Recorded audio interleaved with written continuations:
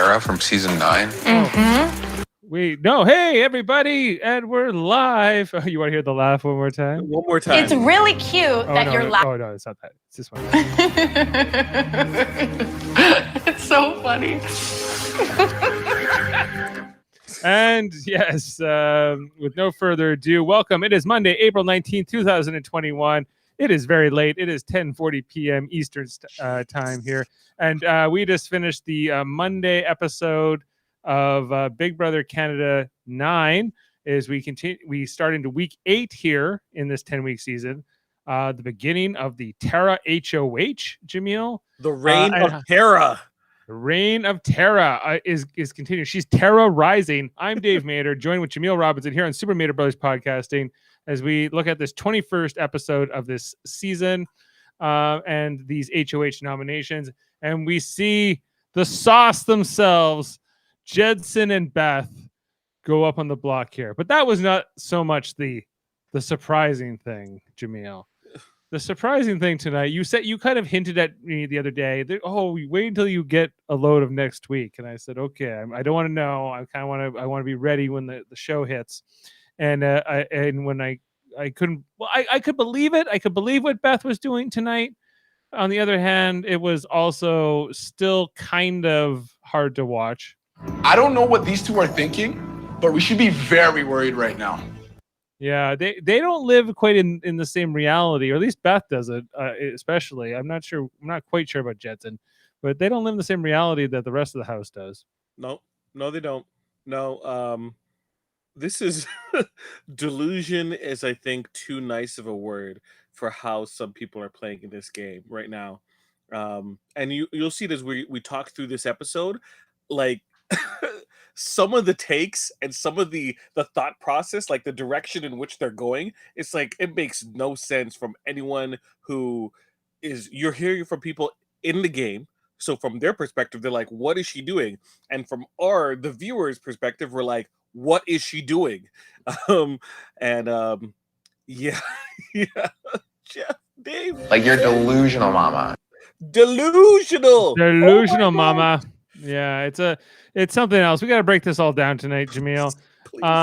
So this, we see the aftermath of the Tina eviction here again at the top of the episode tonight.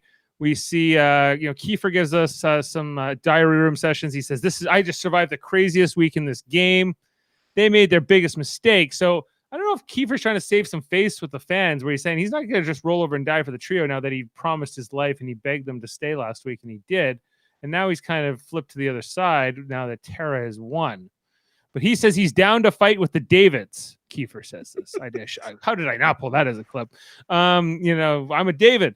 He's fighting with my people against the Goliaths, that is, in this. So even in that diary session, he still also has to give himself a pat on the back. He's like, I'm a Goliath, but I'm going to fight with the Davids this time. I'm going to fight with them.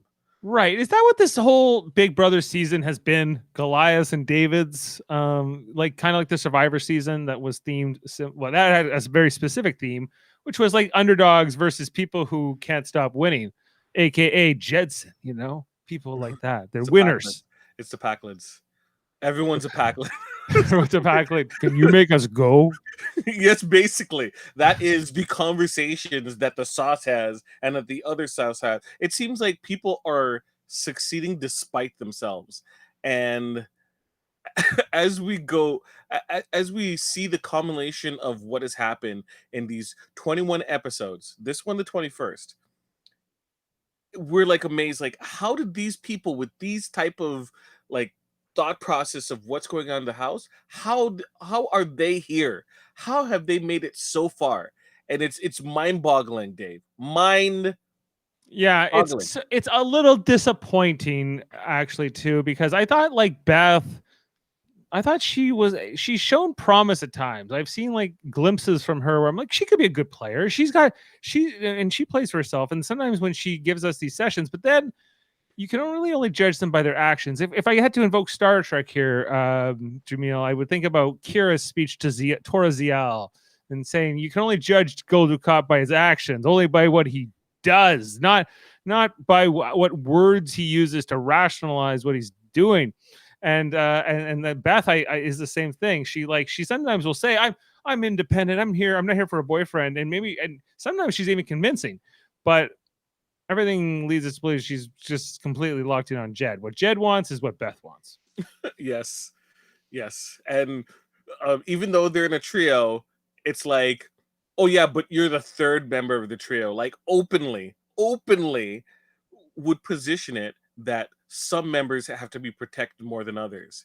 And Ty, you would hope, would learn a lesson from how they treated Kiefer, right? And see that he is the next Kiefer if things keep going. Final 3 comes around, he's the next Kiefer where they're going to laugh at what he says and he's going to be expendable and they're going to put him in positions where can be compromising. Well, this was a great night for my draft. Tara is the HOH, which I already knew coming in, but then Ty manages to avoid the block. I actually was impressed with Ty in some fashion tonight. Just, he was kind of looking around, a little bit more self-aware than Jed and Beth. Not that takes much to do, but he's kind of like, what? This isn't what's going on. Are you guys sure? I don't know what these two are thinking, but we should be very worried right now. Yes. Yeah. Why don't you go on the block, Beth? Why don't you, Beth? Why not you? Beth? Yeah. Why am I the new Kiefer? Come on. Well, yeah, yes. Why are you the next Kiefer? I thought that you were the new Kiefer, Beth, and now you're saying it's me, and Jed's also saying it's me. Like if I was Ty, I would be like, wait a second. If we had the sauce inside the Sunsetters, who's to say that they don't have an alliance inside the sauce, right? Right. And just that thought not constantly in your mind, trying to make sure that you have like an escape route, you have a parachute, and putting all into the sauce is a little bit short-sighted in my opinion. Well, of course, only one person wins. You don't win as the trio. Correct. And the only person that you really see consistently doing work independently is Beth. Beth works it. She's a worker. Her results are questionable and her effectiveness is dubious, but she tries. She's out there trying. She's working it. Not Jetson. He's not. He plays a kind of a different kind of game. He likes people kind of going out. He sends Beth out as sort of his minion a little bit, right? Too.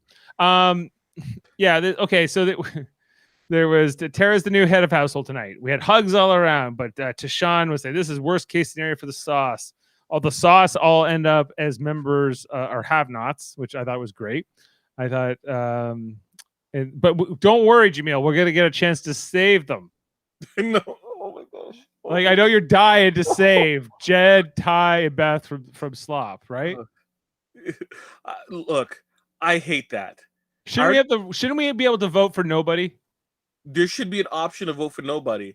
Like, give someone else more food. Is there a way that how about this? That if you don't instead of saving a have-not from Slop, that meal goes to somebody who can't afford it or something. Like it goes to Kiefer, as he mentioned. It goes to Kiefer. It goes to the head of household instead. Maybe the head of household's more popular than the have-nots. Yeah. Maybe Canada doesn't want to, give the have-nots anything, right? Maybe. I think that there should be an option, right? And then I don't know. That would be interesting to see how that would pan out. But you have to find a way to appease the sponsor. That's the business end of it. Yeah, like you already have the skip the dishes meal during the HOH win. We don't need another one like on Wednesday. I think that's kind of pointless. I think that's kind of double dipping in terms of sponsorship. So in my opinion, I don't think we even need that segment whatsoever. I think we should have an option to punish the house guests and say, no, skip the dishes. Everyone else gets to eat another meal. We don't like you. Yeah, that's what I think. There's something else they got to try here.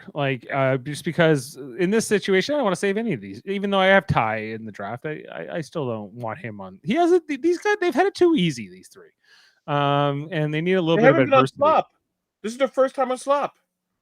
Yeah, exactly. Like I don't need they don't deserve a pass this Nope. week.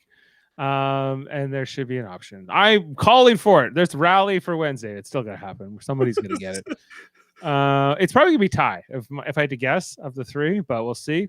As of right now, yes, I would think it was Ty. Is it still a Twitter vote? You have to go to Twitter to vote for that?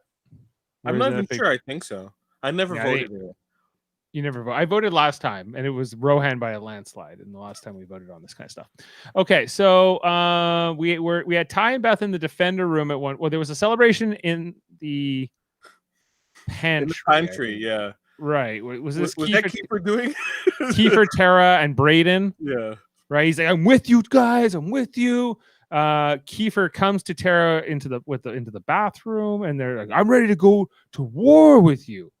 But I was just saying, screw you, Kiefer. Like, you're such a flip-flopper, but I can't help admire that people are willing to grab you as a number at this point because they need you. Tara and Braden need you.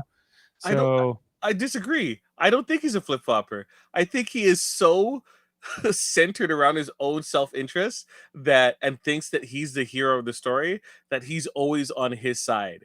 So it's not him flip-flopping, it's other people gravitating towards him and are on his side. He's the sun, yes, of the sunsetters, and all these planets just revolve around him. Yes. The Grim Reaper, baby. Let's go. Oh, you know what I'm gonna ask for. You know what I'm gonna ask for. Oh yeah, I know what you're gonna want. Where is it? Oh yeah, here it is. The man with the mullet, big gullet, bigger heart. Let's go. Like, him and Beth believe that they are the heroes of this story, and they talk to the cameras as accordingly. Accordingly. Yes. They're the narrators of their own story, of their own heroic triumph, and good for them. It makes for good TV. These are good TV type people. We had that celebration. Then afterwards, we get the other side of it, which is the trio. They're nervous. Ty and Beth at first. They know they can't survive. How to play out like this? We get this. I think this is the first Beth laugh we get, where she's like, ah, ha, ha, ha, ha. Like it was really a weird one. This is from the kitchen. It's so funny. She's got an evil laugh. Yes, she does. But what was more notable, was in the kitchen where the sauce was making food, but they're kind of trash talking Tara about how they had to take an L here as a group. The trio says, she just floated her way here. I know. I know. While she's in earshot, this is bad gameplay. I don't care who you are. You did not check. That's something you say in a room where you can kind of check. You do not do this in the kitchen. No, man. Like, what are you doing while you're making food? Like, are you kidding me? Like, it's crazy to me. And they got caught before. Yeah. Remember when was it Austin that caught them talking one time too? This is way back when. Yeah, and called them out on it too. Yeah, called them out. So they know that it echoes there. But Tara says, hey, that's really cute. It's really cute that you're laughing now, but I'm going to have the last laugh when two of you are sitting on the block. Boom, boom. Yeah. So good for her. I like that Tara stuck to her guns. There's only so many options for her to do. It's hard to screw this up, really, if you're Tara. But we'll see. Don't spoil it. And then she gets a letter from her parents in the HOH room. It's Tara's HOH room. Woo! Exciting? No. Okay. What do we have here? She got a letter from her parents.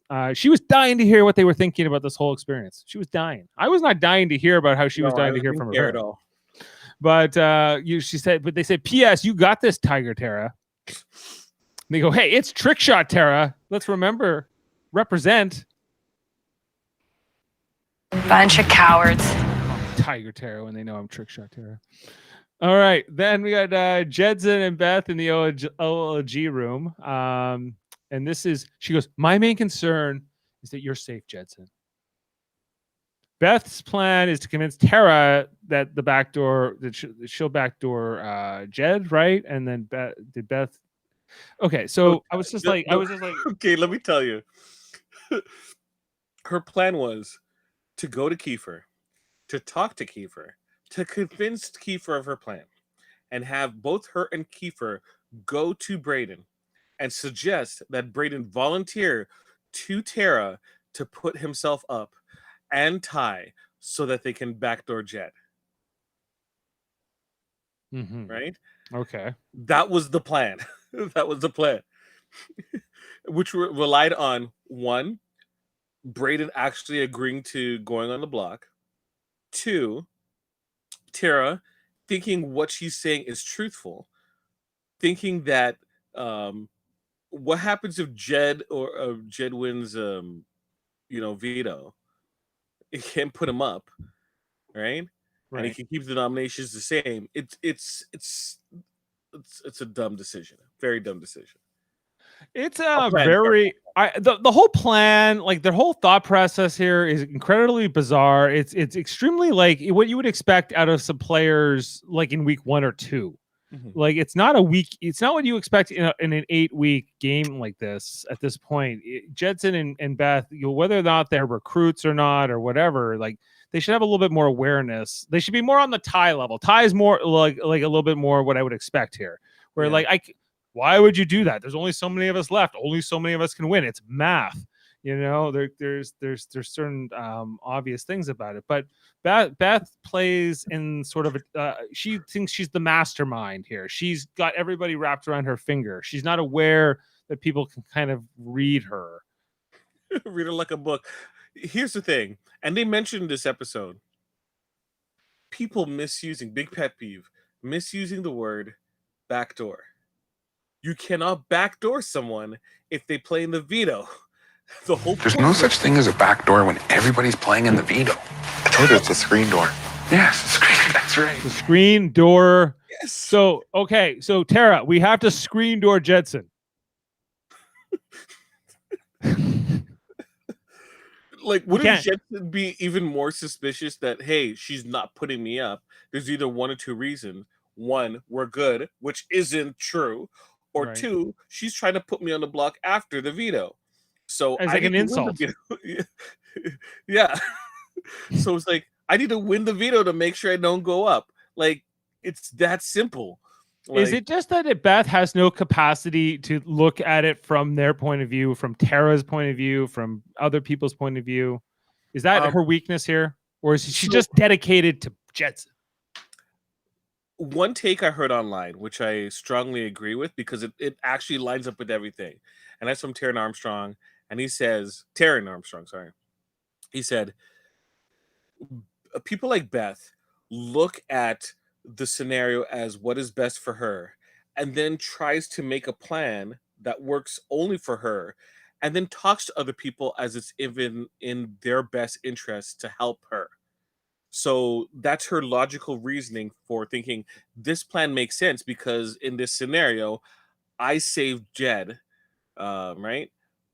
By making them think that we're going to get Jed in the back door, but it's not going to happen because they already have Brayden up. And if we win, chances are we're going to win the veto. We would keep the nominations the same, right? And then vote out Brayden. This is a nonsensical logic. Cockamamie, if you will. Mamie is right. Yeah, I don't know about it. This whole thing was it was fun to watch. It was fun to watch it in a lot of ways. We had Tara. I will say concerning Tara talking to Brayden, talking to Kiefer about this plan. What they did not show enough of on the show was them laughing at her when she left the room after talking about this. She looked utterly idiotic for coming to these people with this stupid plan and thinking it would work. And then we saw a little bit of it of her boasting about how her plan was so smart and this is her move, and you know how great she is. She's a mastermind. She went on and on about it, like Kiefer went on and off about it, like that bad. Yeah, like it's interesting. Like she's so the hubris is impressive, I gotta say.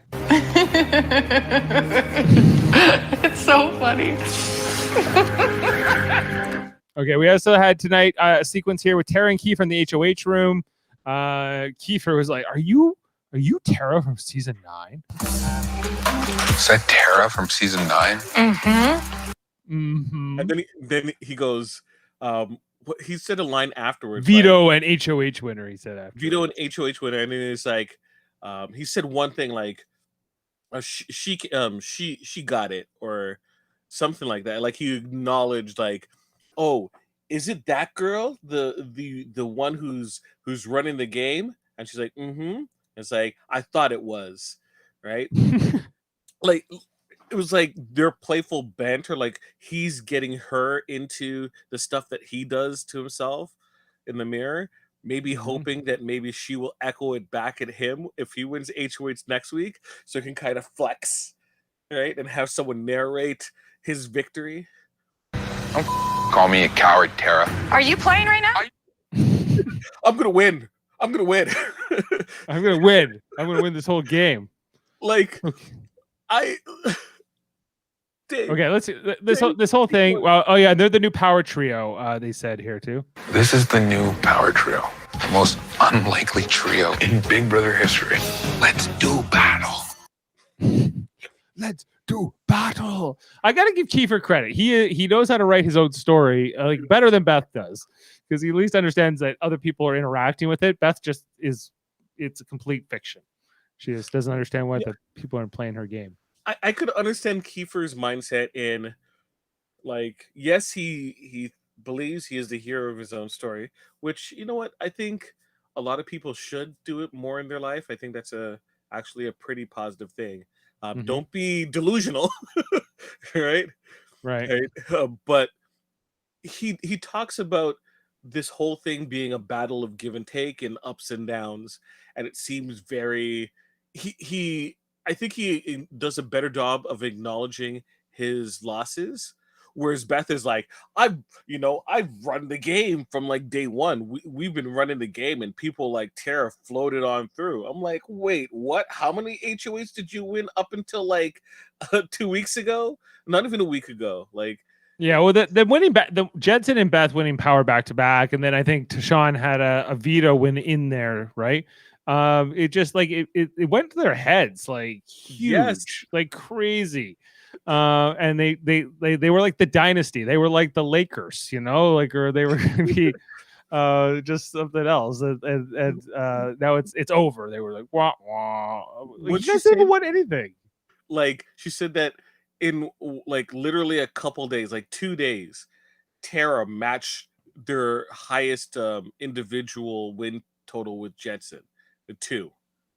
It's what are we talking about here? How is she a floater if you're not a floater, right?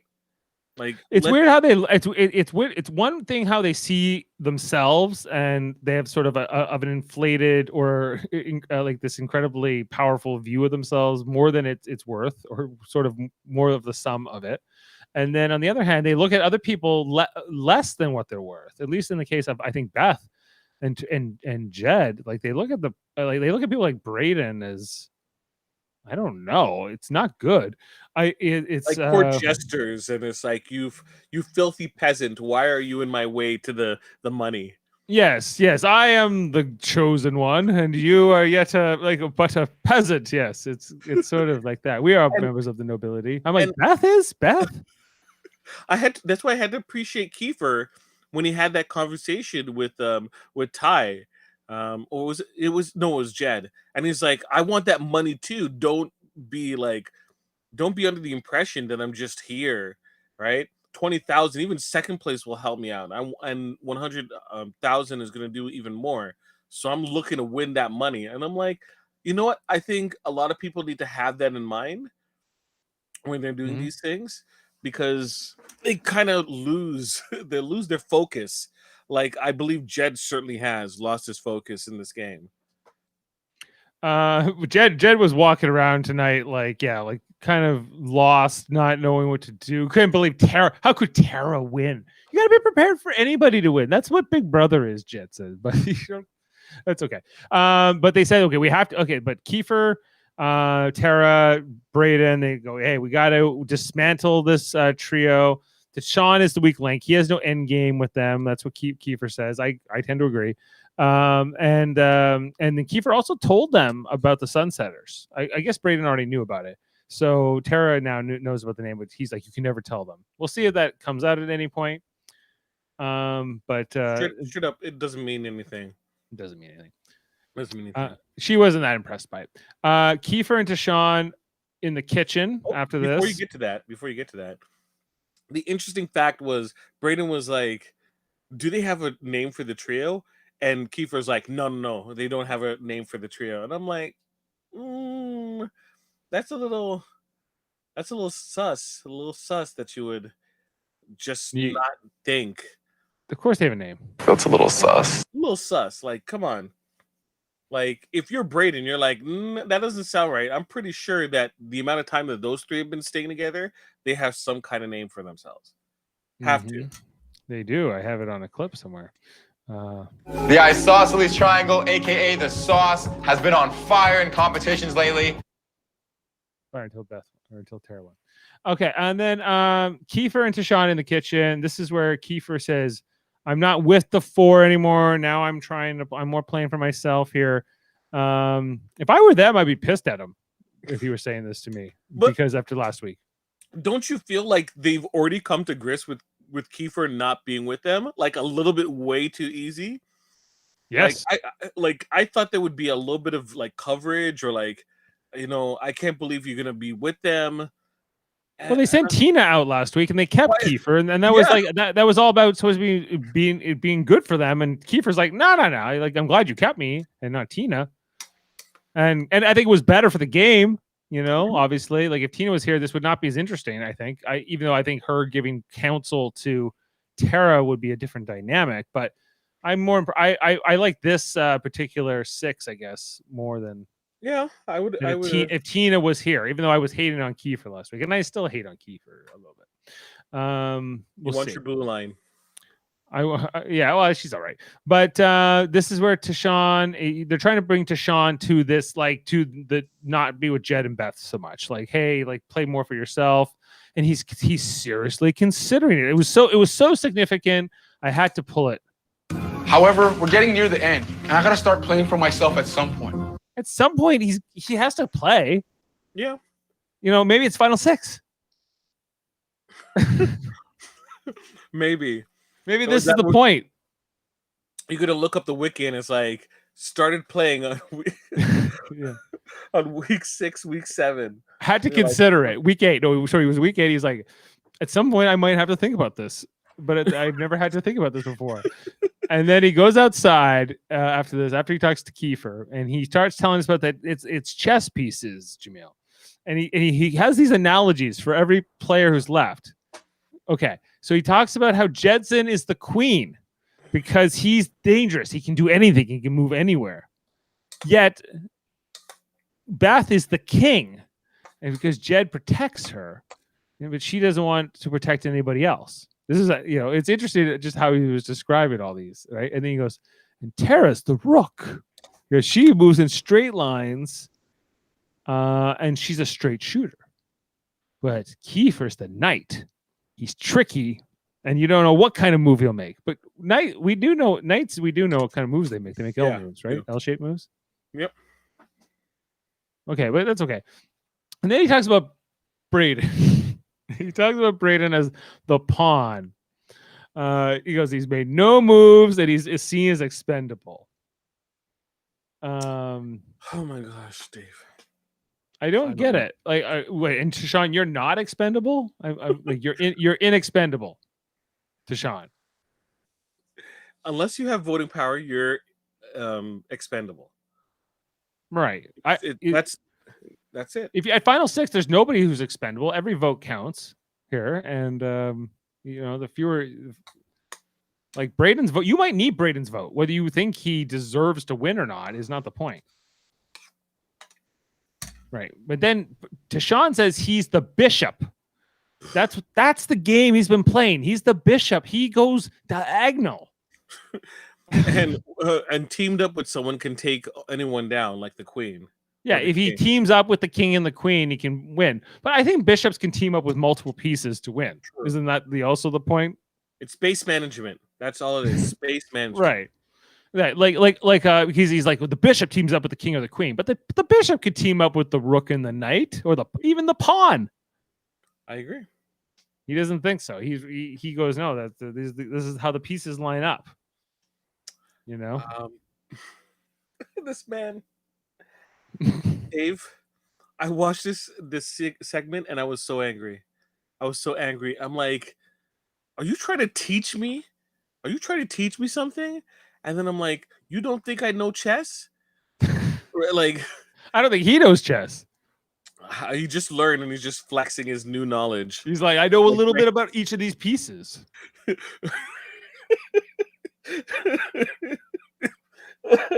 This is how I remember. Tara's the rook. Oh my gosh. You don't know what Kiefer, he's tricky. Oh my god. I felt borderline insensitive, incensed by the whole situation. It was Big Brother. I'm gonna make analogies like this, but like random stuff, like okay, but game. Yeah, Tashawn doesn't know about reindeer. He thinks people are chess pieces with dubious analogies at best. He's an interesting guy, I gotta say, but he's I would not want to see him go. Day 49. Beth and Jedson are in not a have-not room. It was a defender room, I believe. Mm-hmm. So this is where we have to convince Braden and Ty. Like they should be the people to go up, not us. This is what we have to do. But Beth thinks that Braden would go voluntarily, and Tashawn comes in and he goes, "How is that good for me?" Right? Why would I want to be up next to Braden? Why do you think that would work? But this is we already played it, but let's play it again. Why don't you go on the block, Beth? Why not you, Beth? Why not you, Beth? Yeah, why me and Braden? Yeah. You know? You seem off today. Yeah, you seem off your rocker thinking that that's a good plan. Like you don't see me yourself. home. You don't. You. What's wrong? What's wrong with you today? Come on, let's go talk to Braden. It's so ridiculous. Let's go break down this plan for Braden. And he was just like, and then Kiefer's like, heads up, she's gonna try to sell you this crazy plan. This is what it is. And he's like, what? Yes. Like you're delusional, mama. You think Yeah, he goes on and on. Like Braden in the diary room can be gold. You think me, is gonna volunteer to go on the block? I'm gooped. I cannot believe. My jaw is on the floor. That's the new one. So no more cheese. Gooped. I'm gooped. Yeah, I'm gooped. Don't get gooped. I really wrote my notes like this is bananas. Right? She goes, after she goes talks to Tara, she goes to plant seeds with Tara. She goes, I have this brilliant plan. And she's like, well, we have to split up your trio. And Beth says, I really trust you the most, Tara. I'm like, what are you talking about, Beth? Josh was on to you. Josh was on to you in week 1, and you had to get rid of Josh. Justice for Josh, wherever he is. It's just so awkward. So awkward when it comes to this part, when you're just like, you're having trouble.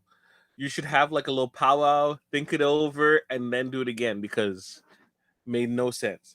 Like you already have a bad plan, and this is how you approach the individuals that you need to have working for you to make it work. Nah, man, you're delusional.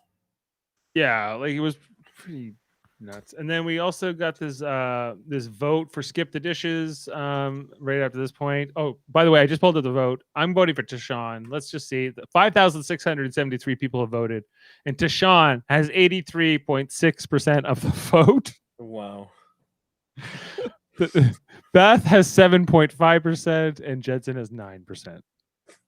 So spoilers, Tashawn will be saved from slop on Wednesday. Almost certainly. In a landslide vote. I wish they tell the percentages. Just let people know. People don't like you. Yeah. They don't. Not only did you win, Rohan, nobody even you had more votes than everybody else combined. And there was 4 other have-nots. Yep. You know, so hey, good on for Deshaun. It's always about who's least disliked, I suppose. Where were we? We were talking about the thing. Then Kiefer and Tara in the OLG room, their usual spot. Yep. Jed and Beth's plan is explained to Tara, and Tara's like, "What do you mean? You're saying is this to the part where they were laughing, just laughing more and more at this at the insanity of this?" It's like it happens multiple times when she goes into a room and she'll have a conversation, like, and then she'll leave and people are like, what is that? That makes no sense. Um You put up Jed and Beth, it's Tara. oh my gosh, it's so dumb. She's like, "Who do I put up?" I'm like, "You put up Jed and Beth. What are you talking about?" Tara took Ty to Wendy's as well tonight. Like all these Wendy's sequences, you know, they're whatever. She always gets the junior bacon cheeseburger. Junior bacon cheeseburger for a junior kind of gal. And then Ty got the Baconator, if you were wondering. Oh. Video message from a husband and 2 kids. I didn't look up his name or their names for that matter. Tara family unit showed up in Wendy's thing, not in the HOH room. That was I thought that was a little interesting that they didn't play a video there for Tara, that they did this in Wendy's instead. Maybe it was a social. No, it's not that. Because when you want, like, they didn't want like her to see her seeing her kids, like, or she maybe like they can have better control over that specific space versus any other place. Maybe, yeah, it was a bit off for me. It was. Ty admits that he's the third wheel in this showmance, and he knows that he can't win next to them. So you know, I was asking myself at this point, if you're thinking about which of these trio to put up, because of course you have to put up 2 of these 3 no matter what. Should you leave Ty off? Is it because it really comes down to, can you trust Ty not to use the veto? But really, it doesn't matter if you can trust him or not. I think too much, because whoever wins the veto is going to win the veto. You just hope you gamble right on who wins, because if Ty does win the veto, I think he is very possibly going to use it, right? So but I was like, I think it's worth the risk. I think you know, if because Ty hasn't had that good of a track record so far. Beth and Jetson statistically are more likely to win. Yep. Right. Just based on track record. Even with the truth, you keep you're testifying. You're right. Testifying. We also had this other. Who was it here? There was Kiefer and other people here in this next scene where Ty said it was Ty talking to Braden and sort of the other side, right? Like in Kiefer and maybe not Tara, but they were just like Ty was realizing that he was being sort of cut by the trio a little bit, that he was the new Kiefer. I had a clip here. Yep, he's the new Kiefer, and this is a fact that he honestly should have thought about like 3-4 weeks ago. Yeah, well, they don't was mistreating Kiefer all that time, right? Because he was glad he was above Kiefer. Yeah, but that's how these games work. The numbers dwindle, and eventually you will be on the bottom. Exactly. You're not playing the long game. Like even a lot sooner than like the people who are outside of a good position, because they've been independently. They have it down working independently or with a smaller group. When you're with a bigger group or a trio, you're kind of like you have a different mindset, right? And for them, in their case, they didn't really gear up into attack mode when other people have been doing that for a while. Right? Been doing it for a while, so they're steps behind. They're streets behind. Streets behind. It's blocks and blocks. Yes. Yeah, it was something else. Then they said this was then basically just Jed's. It seemed like Deshaun was like maybe moving a little bit further away from Beth and Jed here. You know, at least saying maybe I don't have to pin everything I do on them. And this is where he said there's no such thing as a back door when everyone plays. Then in the next scene, we go to the HOH room. Tara is telling Beth, I'm putting you and Jedson up. I'm a straight shooter. I'm the rook. I'm the rook, Jaemeel. I have to be. I go in straight lines. I'm not like Deshaun. He's a bishop. He goes diagonal lines. I go, just horizontal, up, down. I don't go diagonal, right? And she's like, oh, okay. And she goes, Beth, okay, so there was this whole like Tara's decision to tell Beth here. I don't know if it mattered too much, other than it gave us a great scene that I will remember forever. It was pretty amazing. You know, there's this just Beth's whole reaction. I thought you and I had a thing. I thought we had a thing. She's just mad. She's as mad as because she was like, my whole plan where Braden was volunteering for the block has fallen apart. What happened? Who screwed up? It was Deshaun. Deshaun messed my plan up here when he went to Wendy's. No. He got that Baconator. And that he sold us out for a Baconator. I just changed everything. Baconator. Oh my gosh, Dave. Oh, Dave. Oh yeah. TBD. Okay, you want to wait till we get to the spoiler section, but come on, like but just Beth with these glasses on, and her like her stares. Okay. She was mad. There were things that were not included in this conversation, like she was saying that because she's a woman, Tara wouldn't vote her out. Tara's like, I want to work with you, and it's like, oh, she was under the impression that because she was a woman, she was never going to get voted out by by Tara. And the amount of vile, like the just like, well, that there goes our final four. Like, it's nothing is guaranteed. You're on the block. What do you like? You're on the block. You're gonna be on the block. Things are working that way. She's telling you this, and you're like, well, you're not making it to final four. I'm like, one of you guys are geared up to leave. You're gonna have less voting power, less power in general, as we get closer to the end, and you're acting like it's Sunsetters and it's week 3. Right. Yeah. No. It was Beth. Any chance of Beth being remembered as a good player is gone after this scene in particular. Like you know, maybe you could chalk up her plan to desperation.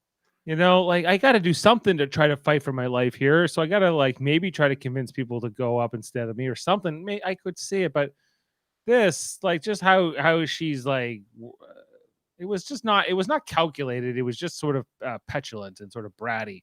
Yeah. And yeah, I was just like, Tara, do not get sucked in on this. But I think Tara was wavering at some points. You know. Yes. And that's always the worrisome with these individuals, because they talk too much, they think too highly of themselves, and they're easily flipped on. Like people like, oh, you got to worry about this person because they might flip.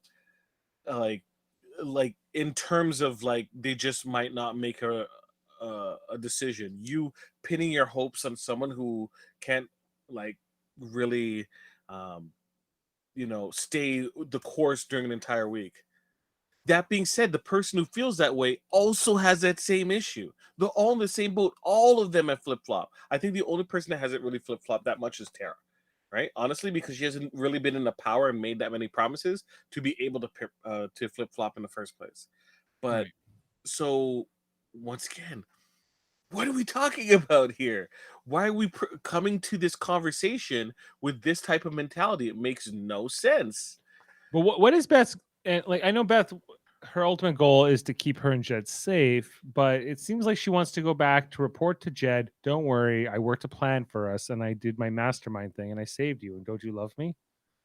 Can we have a little another rain kiss or something like that? Hold on, I got that. No rain kiss. Never heard anybody. Cutest man in the world. Yes and no. They're the love story. They are Canada's darling couple. Oh, dude.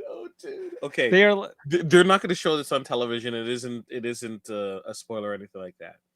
But there's a sequence where Beth straight up says that after the show, she's gonna hook Jed up with her best friend, or sorry, not a best friend, a friend. A friend she met once, like No, it's really a friend of a friend, right? Who took her on a trip to like Europe. So she's not even looking to stay with Jed, right? Like It's like, oh, if things don't work out, but it's like, why are you announcing something like that if it's might not work out? It's it's what can you say? What can you say? About any of it here. Okay, so we had Beth's whole thing. Then they go downstairs. There's this conference in the kitchen. I love when Beth and Jed and Ty are like, what's going on? What's happening? You know, and they're all rattled because something's happened. And here was Beth going off. You know, she said, but we can turn this around. I might be able to convince. I'm so convincing. Kiefer, I think at the same time it was like Kiefer was talking to Tara. He's like, the qualms of HOH, you can't please everybody. You're not, you know, and she says, well, she's going after Brayden, saying Brayden deserves to go because he hasn't done anything. He's like, Brayden's had to do a lot. He kind of he spun this whole narrative about how Brayden actually could be looked at as maybe not a winner, maybe so much right now. He doesn't have a great winner resume, but he has a respectable resume. He's played the game, you know, off and on. So it's you know, that he had, and he's had alliances. He's tried to have influence and things like that here and there. But it's been a quiet thing, but it's not as disgraceful as Beth would have you believe. Oh, I can't hear you. Have you not heard my chuckles throughout this entire? No, I know. I thought you would like, no, Dave, you're not funny. You have no laughs. Oh my gosh, Dave. Oh, these people, Dave. I like you. You believe that? Okay, they've been in this house for so long. They're in this bubble. You know, they're constantly have the paranoia, and it gets them, and it takes them down wrong paths. But then it's like straight up delusion. It's like, what is wrong with you, right? Look, Brady could still win. Brady could still win. And you know why Brady could still win? Because there's so much game left. There's literally so much game left, right? So he's like, him surviving this long isn't that he's a floater, right? It's that you guys haven't targeted him for elimination. Why is that? Is it just like you've been a benevolent, you know, champion, and you on a whim decided to bless them with your protection over the course of how many weeks? No, right? He had a pretty, you know, decent social game since Austin left, right? It's been pretty decent. Where it was, and even like for like the first 2 weeks, he was playing okay, and then him and Austin fell into this like thing, and then it kind of ruined both their games. Largely. Yeah. But like, if he was, like, if it was Kyle in a similar situation, he never, like, I don't think he would be able to make inroads. He would still be a threat, and I'm not even talking about physical threat, right? People talk about Brayden, and Brayden is like so flying under the radar, it's ridiculous. But he's still in conversations. He was in their conversations until they got tired of him, right? And now he's in this conversation, right? And if he wins, he's already set the table in terms of relationship wise, that people will like, oh, Brayden turned it on, and you know, was able to do well enough to be able to get to a certain point, right? And that will be his narrative. That's more or less kind of like Beth's narrative. Beth has just been in the room, right? And she was part of a larger organization. It's not like she was like calling the shots, right? She's even admitted to other people about how like other people have been calling the shots, and she feels like her voice hasn't been heard, right? And that she's a genius, right? So yeah, like, so I think that they're being like this, like the attitude towards Brayden in this particular situation, I think, is naive, and I also think it's a little mean-spirited in some cases. But whatever. Whatever you gotta do to tell yourself, Beth, that you're the greatest, I guess. It's so funny. Yeah, it was so funny. So Jedson and Beth get nominated right after this. She says, Jed, you sent my number one packing in Tina last time, so I felt like I would return the favor. You both put me up. I'm putting both. Well, like how easy was this for Tara? Like both of these two were HOH. Both of them put her up. So like yes. It makes sense. Although I would have just flat out done just Jed and Ty and just moved on from it. I didn't pull it as a clip, but Jedson said, "You really messed this one up, Tara. You know, your 15 minutes of fame are coming to an end." What? Oh my gosh! Why did she mess this up? She did. Well, what's Jedson talking about? That's a very good question because it doesn't really make any sense narratively in what they presented. No. I guess maybe you just gave them a soundbite for the show. Well, I guess so. And like the one we get from Beth is, "Oh, Tara, you just blew off your only relationship in this house." I don't think she did that either. So like they both came across as dopes, quite frankly, at the end of this episode. They just were like, huh? I don't know. Once again, what is going through their heads? What is going through their heads, Dave? Not much. Out of order side. I don't know what these two are thinking, but we should be very worried right now. Should be. So, well, now we got a screen door veto to play, and I want to find out what the heck happened. So we're gonna wrap up our non-spoiler part of the show here. Just want to call out everything we do here on our podcast network. The multitude, the multitudes, the cornucopia of podcasts. So here on Super Mader Brothers Podcasting, we cover Big Brother. If you're listening to this, you know that already. But we also cover other shows. We've done Westworld, we've done Survivor, we've done Marvel, we've done WandaVision. We're going to be doing Falcon and the Winter Soldier very soon. We were going to be doing The Serpent tonight, and then that all fell apart. Wait, really? Yeah. Okay. So you said you couldn't do it. Then Mott had to get his brakes changed or something. He didn't know when he would be back, and then Jeff just fell asleep. And I was like, "Hey, I'm here. Are you ready to go?" And then he didn't answer. So I was like, and then he answered me like an hour later. I was like, "Well, I got to do this podcast now." So that didn't happen. But I hadn't even promoted it. So I'm sorry, Dave. It's okay. No, don't worry about it. It would have been that great if you and I had talked about the Serpent instead, and Jeff wasn't even on it. Like it was his idea to do it.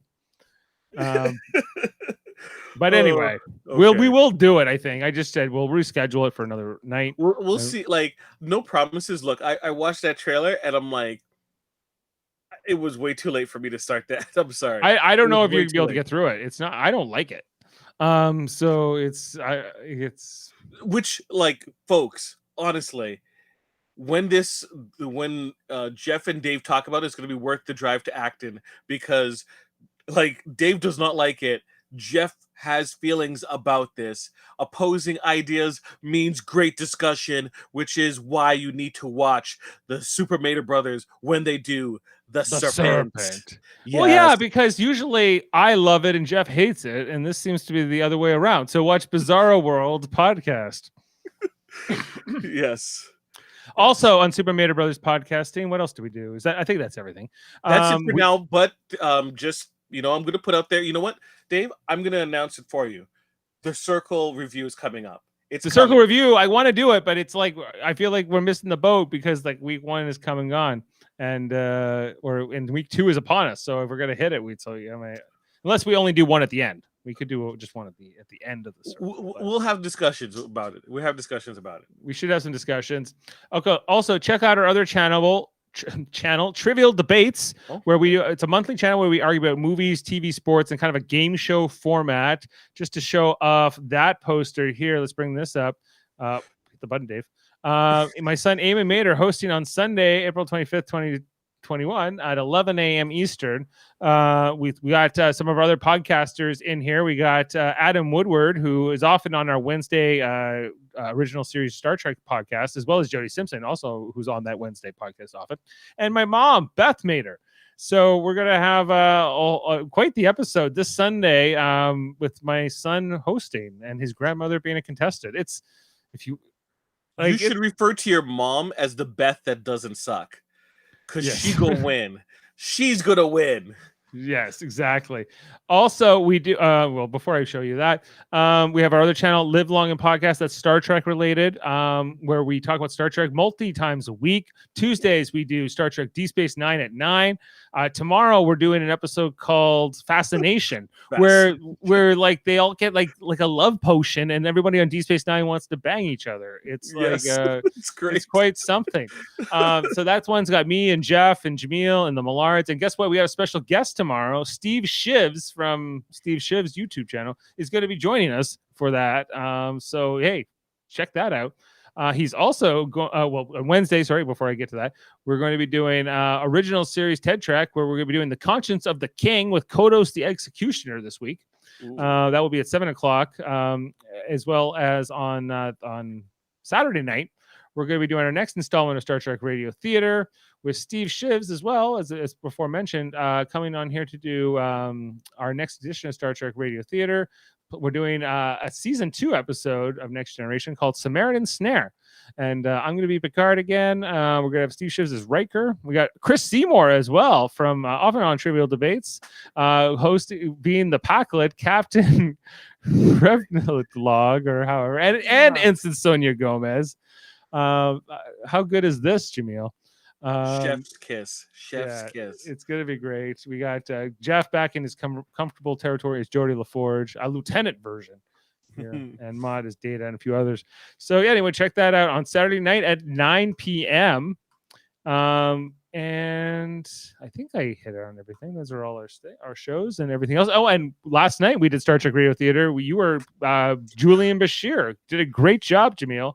I haven't even had a chance to edit the audio version yet. It's been busy. Folks, watch the version that is available, warts and all. It was a fun time. Look, like if you'd never listened to it before, check it out. There's a ton of previous episodes. Maybe your favorite episode has already been done. Check it out. We all have fun with it. You're going to have fun listening in. So check it out. Yeah, Star Trek Radio Theater. Yes, great. Excellent job. Okay, well, we're jumping into the spoiler section, so go away if you don't want to know. All right, here we go. And let's hear some F. Murray Abramson, Academy Award winner.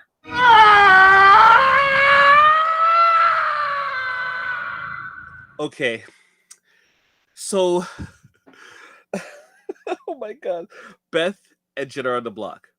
Yes. What do you think is the worst case scenario? Worst case scenario. And I'm telling you that the worst case scenario didn't happen. Okay. The worst case scenario is Kiefer wins. No, that would still not be the worst case. The worst case scenario is Ty wins and he takes down Jetson. Okay. That doesn't happen. Okay. Now, what do you think is the dumbest case scenario that could possibly happen? And I mean all time. No, you know what? Let's first start off. Who do you think won veto? I think it's somebody who's not a nominee won. That's not correct. So a nominee did win. Yes. Okay, so a nominee won. So somebody's taking themselves down. Presumably it was Jetson. Jetson did win. Okay. Okay. So what is the move, do you think? What would be the dumbest move one can do? What? No, for Jetson. No. It's actually worse than what you're thinking.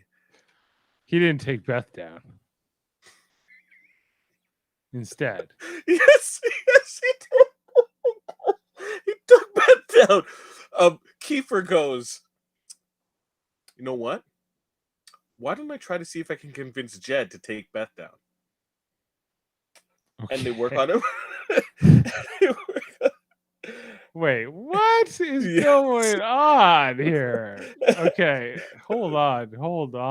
You're looking to confirm it's true. It's I had to double check to make sure because I'm like, this is too dumb to be true. It's true. Is it because of the rain kiss? No rain kiss. Never heard anybody. Cutest man in the world. Okay, and then put up who? Like Ty? So you would think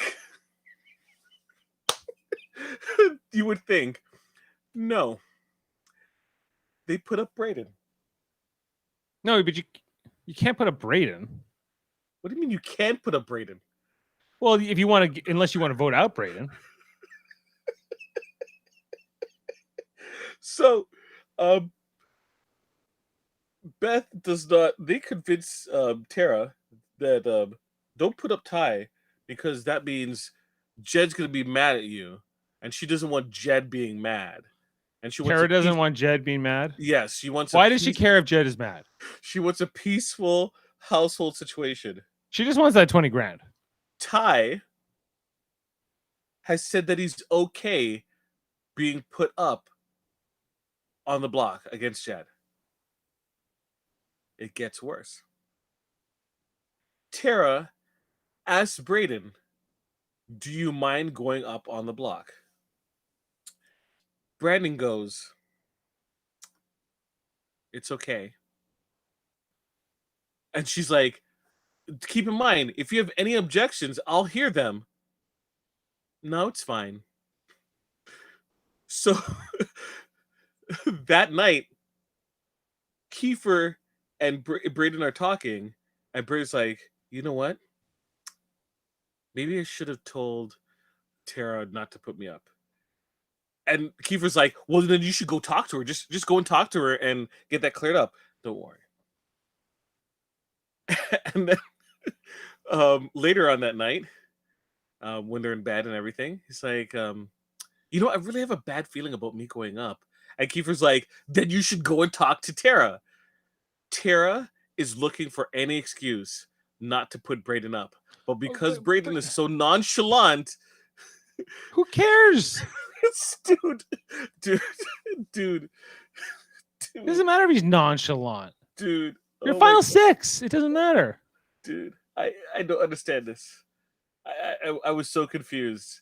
So she did it? If you look up online, the nominees currently are Jed and Brayden. Does she understand who's voting? Like, okay. So Jedson has a vote now, and so does Tashawn. Those are two votes. Ty has a vote. Beth has a vote, and Kiefer. Oh wait, yes, Jed's still up there. Okay, Jed's still up there. Okay, so Ty and Beth have votes. That's two votes right there. Then you have Kiefer, and that's it. Oh yeah, 6. But did Tara not? Why? I don't understand. Why did Tara not think there's no tie? There's no tie. Has Tara figured this out yet? So one of the highlights, I believe, from today on the feeds was Tara asking Kiefer, "Do you think I screwed us over?" And Kiefer's like, "I think you might have, but we could still figure this out." You know, Kiefer in his typical positive attitude, he's not going to like he thinks under his impression that whatever happens this week, he's going to be okay because he's going to win next week or the next HOH, quote unquote, next HOH, which, look, it's bad news all around because let's say they do vote out Jed. He's going to be in the buyback with whoever is put up next. Right, because there's a buyback. Right? So when she's saying she doesn't want to get him angry with the thought process that they're going to vote out Jed, he's going to turn around and be coming back in the house. It seems more than likely, right? More than likely. I don't want to buy back here anyway. That's why it sucks so much. It sucks so much. No, I don't want this. Oh my gosh, it's so dumb. It's literally so dumb. No, her whole plan was dismantle the trio. Why not put Ty up? I don't know. I don't know. It makes no sense. It's Why safer. didn't And she's- the people are telling her allow this to happen? he can't do anything? He can only advise her. He can only Of course, but like why does he have He to said get it's Braden to safer. go? Why He does said it's safer to keep to Braden. what? No, to keep Braden off the block. He Yes, said then it's why didn't she safer. do it? Why? Okay, so so who got in her head about this? I don't get it. Tara, not Beth, Beth, Jed, and And Ty? not really Ty though, but So Beth and Jed Yep. convinced Tara to do this. Yep. Why? Why would she fall for that? that's a very good question. And now, like, Jed and Beth are talking about how they're gonna flip the vote To what? to keep Ty. Keep Ty.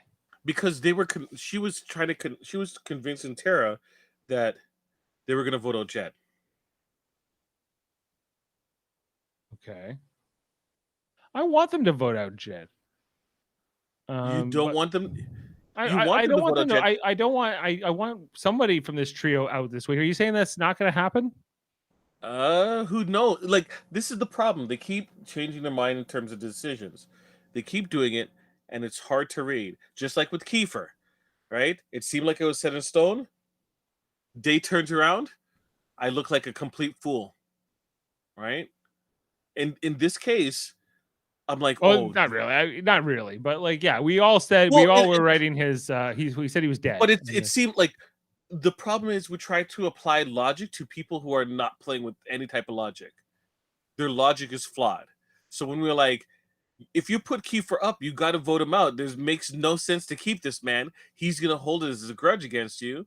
So said, so done. They kept him. The dude is basically against them, right? It seems pointless, and I don't know if I can that's why I say Wednesday is going to be the more telling one, because it's going to be up to Wednesday and there's going to be more than enough time because the veto nomination's already been done. So right now it's just campaigning. So when Wednesday comes around, we should have a better idea as to what's going to happen. But as of right now, this is where we're at, and it's just kind of like picking through a lot of what happens.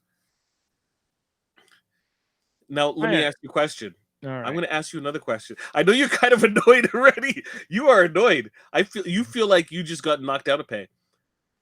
I was having a good night, Jaemeel. I was having a good episode. I thought this was all going so well.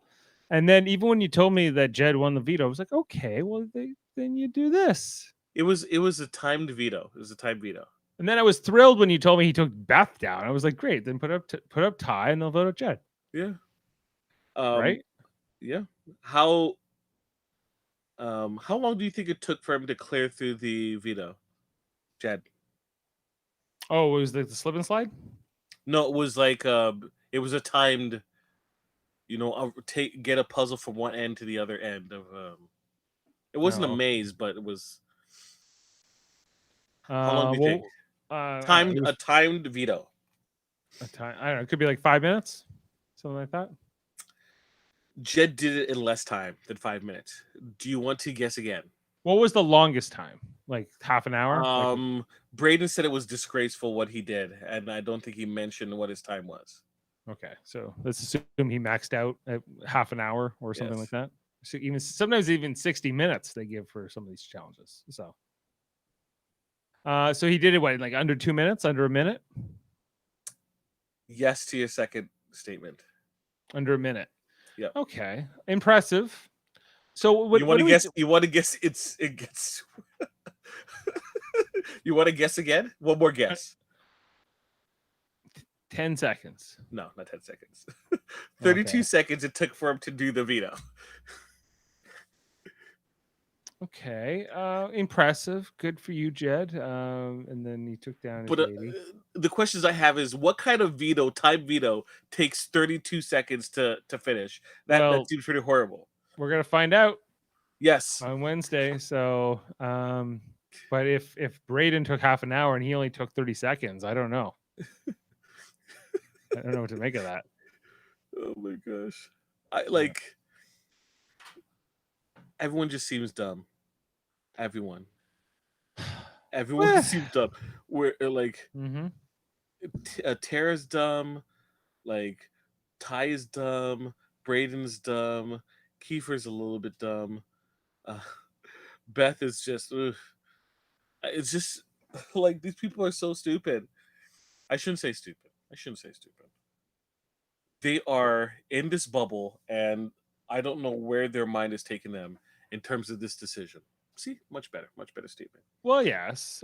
They're making some questionable choices. They're not the choices I would make, and I think that's I'm very gravitated towards the idea of playing this game because I'm like I wouldn't make these dumb decisions that they make, but then maybe I would. I don't know. So it's because Everyone would love you, Dave. Everyone would loving you. I don't know if everyone would love me, but I like to think I would be smart enough not to put up Braden in this particular scenario. If I was Tara, that's Yeah. all. That's I think that's where I'm like I don't understand where you're coming from here. Do you not like you have to like look at it like get the M&Ms, get the color, and then like figure out who's voting and how that vote's going to go. Like, come on, Tara. What kind of loyalty are you expecting from Beth when you just put her up? Like Nothing. literally. Like this makes no sense. Like you wanted to dismantle the trio. You've made two members of the trio the majority of this vote, and the other one's Kiefer. Like, so what do you? This is not good. I'm not. No. Wednesday. At least you're safe. At least Tashawn and Tara are safe. I guess that's my silver lining here. And I can't believe it. I was like, I'm like, this week's gonna be awesome. And then I'm like the fake double eviction. I'm like, oh no. And then like hearing and seeing what happened, I'm just like, oh my god. Okay, here in this episode tonight, with Kiefer saying to Tara, like, hey, like there's some good things to Braden's game. Like, he's fought his way here, he's had to survive it, friend after friend going, he's been whatever. Did this plant the seed in Tara's mind that Braden is a different kind of threat? Maybe the kind of like under the radar player that she is, he's got a better version of that story, and this is why she's put him up here. No, just dumb. No. You're like, there has to be some kind of rational explanation. No, he agreed to it. He didn't seem to mind it, and to have a calm house. So said, so done. Like Braden went last in our draft, right? Nobody wanted Braden originally. I feel like he, that was not deserved. Clearly, he's here at Final Six, and we thought it was going further. But I think he's dead now. I think after the here's my prediction: Thursday, it's 100% Braden who goes now, and who goes. It. So here's the thing: voting out Braden now just basically gives Kiefer a cushion. If he doesn't win HOH, that means he is going to he might get eliminated next week during the fake HOH, right? And then he's gonna battle back Braden to get back in the show. That just sounds like Kiefer with nothing to lose and everything to gain to get back in the house. He would do it. Probably, yeah. Like, hey, it's par for the course, man. Like, this is just how it's been going. Even when they lose, they win somehow. Yeah. So or people hand them the things. You fail upwards in this Big Brother Canada 9 house. You're certain people. Yep. Oh, okay, man. I think we're gonna call it a night. It's almost midnight here. Thank you for listening and watching, everybody. And we'll be back Wednesday. We'll talk about the veto. What are they gonna do? We know now what they're gonna do. But okay. Anyway, that's it. All right. Thank you, Jaemeel. Thanks to all our listeners and viewers and subscribers. Check out everything else we do. And till then, and play the sound clip, Dave. And play the sound clip.